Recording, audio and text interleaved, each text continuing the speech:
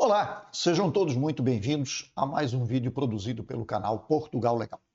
Meu nome é Renato Poprovski, para quem não conhece, e hoje nós iremos falar, como já disse a nossa capa, a respeito do casamento. Quando nós falamos de casamento, é óbvio, estamos falando de um noivo, de uma noiva, ou sejam eles duas pessoas do sexo masculino, sejam eles duas pessoas do sexo feminino, ou o casal, como tradicionalmente se conhece, um do sexo masculino e um do sexo feminino. A pergunta que nós colocamos é: existe algo mais importante do que o noivo quando nós nos unimos a uma outra pessoa, quando nós casamos? Essa é a pergunta que nós estamos colocando para vocês e para que vocês reflitam um pouco sobre esta situação. Por óbvio que é muito importante escolher um noivo, uma noiva, um parceiro, né, que venha a satisfazer aquele nosso sonho, aquela nossa vontade, né, que se torne um grande parceiro na vida, no dia a dia. Mas existem situações que estão junto com este pacote, quando nós decidimos por um casamento, ou mesmo quando nós decidimos por uma relação de união de fato ou de união estável, como queiram, é a mesma coisa, que tem de ser decidida e tem de ser resolvida para que isto não saia daquele momento e daquela situação do sonho, daquele momento do ímpeto, para lá na frente virar uma baita dor de cabeça. E qual é este ponto? Para demonstrar isto, eu vou contar uma pequena historinha para vocês. Vou me dar este direito hoje de contar esta historinha, porque certamente fará com que vocês reflitam, que vocês entendam o porquê, quando forem para o casamento, devem, antes de fazê-lo, refletir sobre isto. Eu não vou usar o nome do Joãozinho e da Maria, nem do Pedro e do Manuel, do Joaquim, da Josefina. Não. Eu vou usar o nome e vou exemplificar essa historinha com os dois nomes que são conhecidos mundialmente pela história de Shakespeare. Hoje, sexta-feira, 23 de abril, estou poeta hoje, né? Muito bem. Vou usar aqui a história do Romeu e da Julieta. Como as pessoas certamente conhecem a história do Romeu e da Julieta, pois então. Mas eu vou deixar a história deles de lado e vou usar apenas aqui os dois nomes, o Romeu e a Julieta. Ou a Julieta e o Romeu, como queiram. Imaginemos que Julieta é uma jovem, bela, linda e formosa, e Julieta é de uma família abastada. Portanto, Julieta possui bens, tanto da família, que são bens dos seus pais, não é? E também Julieta é uma pessoa bem-sucedida na vida, e Julieta tem bens, tem empresas, tem patrimônio. E Romeu é um jovem aventureiro que conheceu Julieta. Romeu não tem bens, Romeu não tem patrimônio, Romeu não é de uma família abastada, portanto, ele é uma pessoa comum, uma pessoa normal, uma pessoa que vive do dia a dia, mas nunca teve a sorte de angariar bens e formar um patrimônio. Mas Romeu apaixonou-se por Julieta e Julieta por Romeu. Resolveram, então, unir os laços e resolveram casar. Agora, quando Romeu e Julieta resolvem casar, chega um momento em que devem decidir o que farão com os seus bens. Lembrem, Julieta tem bens próprios e da família, mas Romeu não tem nada. Romeu tem a roupa do corpo, tem um emprego, recebe seu salário e vive disto, mas nunca conseguiu juntar patrimônio. E os pais de Romeu também vivem na mesma situação, também não têm patrimônio. Então, o que vai acontecer no momento em que Romeu e Julieta forem ao cartório para celebrarem o casamento? Eles celebram, talvez até no religioso, mas existe um momento nesta situação toda que requer o registro civil deste casamento. Aqui em Portugal nós chamamos isto de conservatória, no Brasil é cartório de registro civil.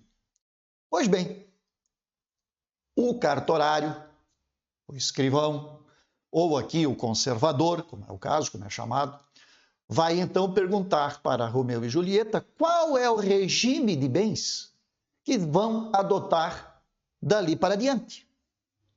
O que vem a ser então o regime de bens? O regime de bens é aquilo que a lei determina de como serão regidos e administrados todos os bens daquele casal. E é aí que mora o perigo. Por que eu digo que mora o perigo?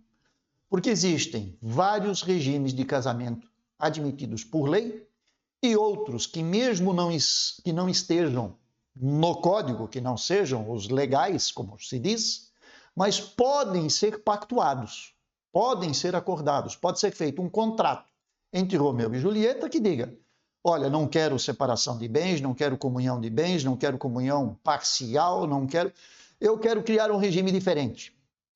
Isto é possível, mas deve ser muito bem analisado, deve ser muito bem pensado e deve, por isto, muitas vezes, ter um parecer de alguém que possa orientá-los para que não se arrependam no dia seguinte. E por que eles poderiam se arrepender no dia seguinte? Imaginemos que Romeu já foi casado. Romeu tem filhos. Julieta também foi casada e também tem filhos. Mas a partir do momento que os dois resolveram se unir, optaram por um regime de casamento que não seria o adequado para proteger os interesses de cada um. Então, casaram, escolheram um regime que não é o adequado, porque não foi avaliado, não foi analisado lá naquele momento, ou melhor dizendo, antes daquele momento, porque naquele momento não se decide mais nada. Isto já deve estar resolvido previamente, antes de chegar ao cartório e antes de chegar ao registro civil.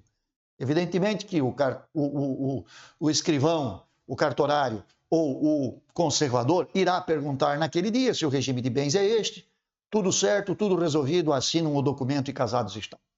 E aí vem a dor de cabeça. Por quê? Imaginem que pode haver uma separação, pode haver um óbito de uma das partes. E se o regime de casamento não for aquele que se adeque e que seja acordado entre ambos e até às vezes consultadas as famílias de cada lado, isso pode virar uma baita dor de cabeça. Por quê? Porque aquele que não tem nada, Romeu, se casou com um regime que lhe dá acesso ao patrimônio da Julieta. Romeu não tem para onde cair morto, como se diz, mas Julieta está muito bem, Julieta é empresária, Julieta tem patrimônio próprio, Julieta tem bens de família. No momento em que Julieta vier a faltar, João, vamos falar aqui do Romeu, Romeu vai ter acesso à parte da herança que compete a Julieta. E como Romeu e Julieta têm filhos de uma relação anterior, estes filhos podem, então, ser prejudicados neste momento. Porque parte daquele patrimônio que estaria reservado única e exclusivamente a Julieta e seus descendentes passa a ser partilhado por Romeu. Então vejam a importância desta situação. Pode parecer brincadeira, mas não é. Aqui nós estamos brincando com Romeu, com Julieta, inventando historinha. Mas a realidade é esta. Quando vocês forem casar ou forem resolver a união estável de vocês, vocês têm que pensar no patrimônio que cada um tem e aquilo que virão a adquirir depois de estarem juntos. Porque pode ser uma situação em que Romeu tem acesso, inclusive, a uma herança que Julieta tenha por direito de receber. Ou, se o regime escolhido for, por exemplo, aquele em que apenas o patrimônio adquirido depois do casamento por Romeu e Julieta seja dividido, e aquilo que era de Julieta antes sempre permanecerá sendo dela, e não passa para o Romeu.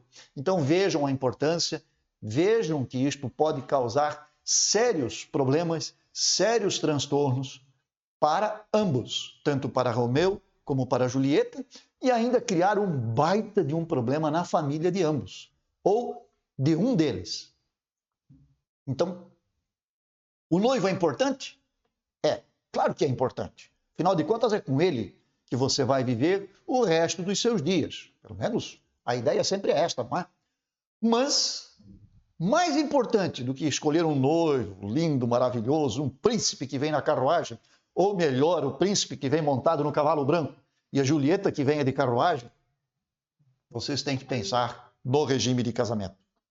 Este é importante, porque vai definir tudo o que acontece a partir daquele momento em que o casamento estiver celebrado. Pensem, reflitam, orientem-se antes de sacramentar aquele ato que é o casamento ou a escritura de união estável, de união de fato. Reflitam, pensem, procurem, se informem, porque a partir dali não há possibilidades de se transformar um regime em outro. Há previsão legal para isso? Há, mas os motivos devem ser muito sérios, deve ser uma situação muito grave para que um juiz permita que o regime seja alterado. Não é a vontade dos nubentes, no caso do casal, então, simplesmente chegar lá e dizer, doutor, eu não quero mais esse regime de casamento porque ele me é prejudicial, eu quero mudar para o outro. Não dá para fazer isto. Isto tem que ser decidido antes de que o casamento ocorra. Aí sim, aí vocês vão para o casamento, celebram o casamento, assinam perante o oficial e tudo está resolvido para vocês. Depois de casado, querer fazer uma alteração, pretender uma alteração de regime de casamento é praticamente que impossível. A lei prevê, dá para fazer? Dá, mas isto tem que passar por um tribunal, isto tem que passar por uma análise, por uma exposição de motivos, e é muito difícil de ser concedido. Portanto, mais importante do que um noivo lindo, maravilhoso, montado no cavalo branco, ou a noiva que venha numa carruagem florida, cheia de flores e brilhantes e diamantes, pensem no regime de casamento que irão adotar. Ok? Era isso que eu tinha para o dia de hoje. Desejo a vocês muita sorte, muito sucesso. Para aqueles que estão nesta situação, pensem, reflitam para que sejam felizes e que isto não vire um transtorno lá na frente, no momento em que um deles venha a faltar, ou no momento também da vida em que resolvam separar, porque isto também é uma coisa que é plenamente possível, o divórcio. Mas, como dito, pensem e resolvam antes de celebrar. Depois, como diz o ditado aqui, no Brasil se diz isto também, mas aqui nós temos a prova, né? Para quem for ali para a batalha aqui em Portugal, vai ver isto. Inês é morta. Se querem saber a história da Inês, passem lá em batalha, consultem os registros, procurem na história aqui de Portugal e vocês vão entender por que Inês é morta. Ok? Grande abraço, sucesso, excelente fim de semana a todos e até a próxima, se assim Deus nos permitir. Um grande abraço e segue a vida.